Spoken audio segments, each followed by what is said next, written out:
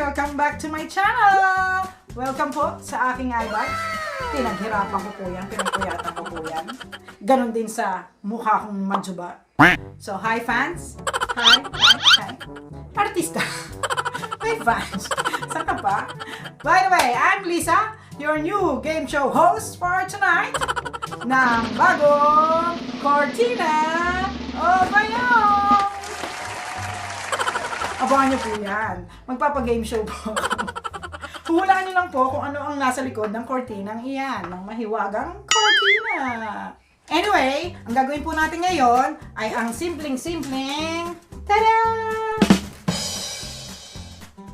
Butterfly. Ang cute, diba? Kakakailanganin po natin sa ating basic balloon butterfly ay isang Spring Lilac Balloon 260. 2 Sharpie.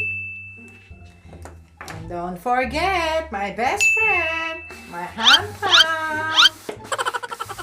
1 minute, 37 seconds later. Plate po ako ng Balloon 260 leaving 2 or 3 fingers sa dulo. And then, mag-twist tayo ng 1-inch bubble. Ito po ay 1-inch bubble. And then, another 1/2-inch bubble.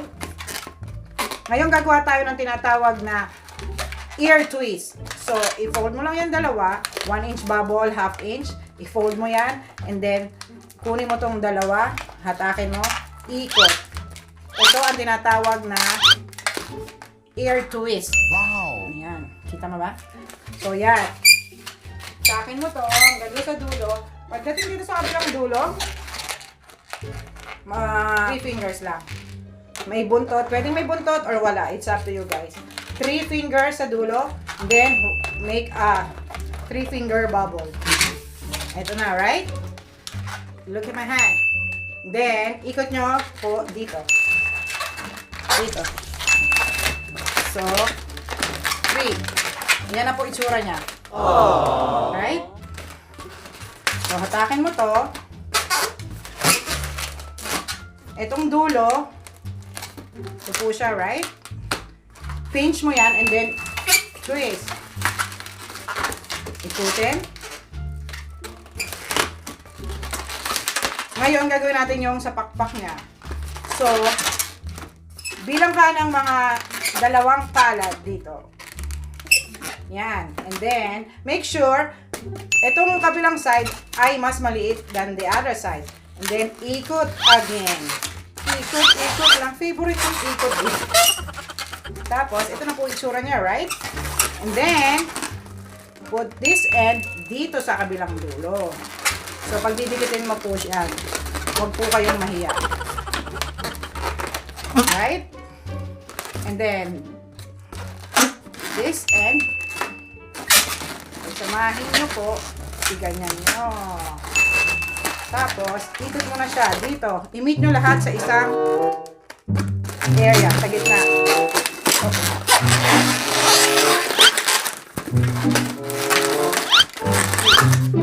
Nakakatakot, diba? Takot din ako dito. Ewan ko ba't itong scenario ko. Meetin nyo na lang. Oo. Ayan na po siya. Ang ating butterfly. Diba? Ang cute. Yung mga twister po, mga isa-isang balloon, carry na. Marami ka na mapapasayang kids niyan. At saka, ano lang po, tandaan nyo po, kailangan ng maraming practice dito. Hindi basta sabak agad.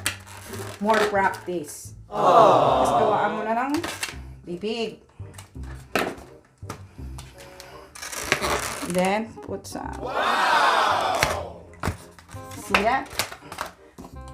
Then, guhit-guhit lang dyan. Ayan na po siya. Ang cute, diba? Parang ako.